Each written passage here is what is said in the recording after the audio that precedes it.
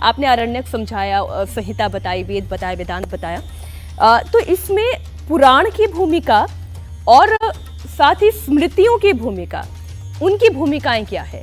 वेद, विशेषकर वेदों का जो दर्शन है, उपनिषद, ये बड़े एकांत में उतरे थे। हमने कहा ना, ये श्रुति हैं। हाँ? तो ये गली मोहल्ले जैसा हमारा समाज होता है, जैसे हमारे घर द्वार नगर गांव होते हैं, ये वहां से नहीं उठे थे।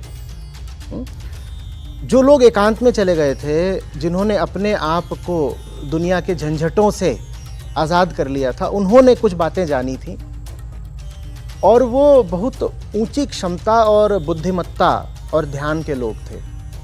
तो जो उपनिषदों के सूत्र थे फिर वो जटिल थे, आम आदमी को आसानी से समझ में। मैं आपसे पूछना भी चाह रही थी कि हम कैसे पढ़े, बड़े जटिल हैं, उतना बोध होने के लिए ज्ञान भी तो होना चाहिए। उस समय जो सामाजिक व्यवस्था थी और शिक्षा इत्यादि का जो हाल था और संचार के जो माध्यम थे, उससे आज हम बहुत आगे आ चुके हैं।